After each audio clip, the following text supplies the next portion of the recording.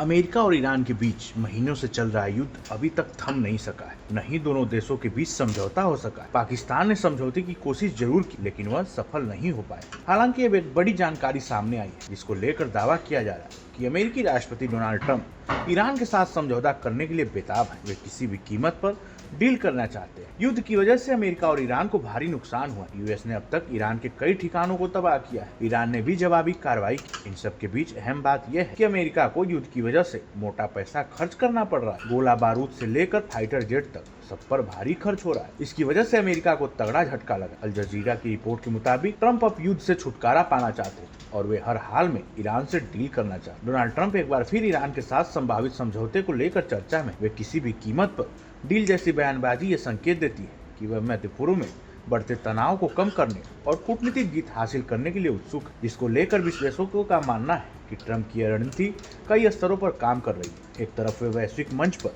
खुद को मजबूत वार्ताकार के रूप में पेश करना चाहते, वहीं दूसरी ओर अमेरिका के अंदर राजनीतिक लाभ भी साधना चाहते। ईरान के साथ समझौता अमेरिका के लिए परमाणु कार्यक्रम पर नियंत्रण, क्षेत्रीय स्थिरता और तेल बाजार में संतुलन जैसे अहम मुद्दों से जुड़ा है। हालांकि इस राह में कई चुनौतियां भी हैं। ईरान पहले ही सख्त शर्तों और प्रतिबंधों में ढील की मांग कर चुका है, जबकि अमेरिका अपनी सुरक्षा चिंताओं से समझौता नहीं करना चाहता। अमेरिका ईरान के बीच संभावित समझौते का ड्राफ्ट सामने आया, लेकिन स्ट्रेट ऑफ होर्मुज में तनाव बढ़ गया। कतर के अधिकारियों के मुताबिक यूएस और ईरान के बीच एक संभावित समझौते के ड्राफ्ट पर चर्चा हो रही है और ये प्रक्रिया काफी आगे बढ़ चुकी है। साथ ही इस बात पर जोर दिया कि ये एक अल्पकालिक कूटनीतिक समाधान के लिए है और सीधी बातचीत के बारे में अभी कोई ठोस योजना नहीं है। कतर विदेश मंत्रालय के मुताबिक अमेरिका ईरान युद्ध को सुलझाने की कोशिश काफी आगे बढ़ चुकी है। संभावित समझौते के ड्राफ्ट बांटे जा रहे हैं, लेकिन दोनों पक्षों के बीच कोई सीधी बातचीत नहीं हो रही है। ट्रंप ने सोमवार को कहा था कि बातचीत के लिए उन पर समय की कोई पाबंदी नहीं है।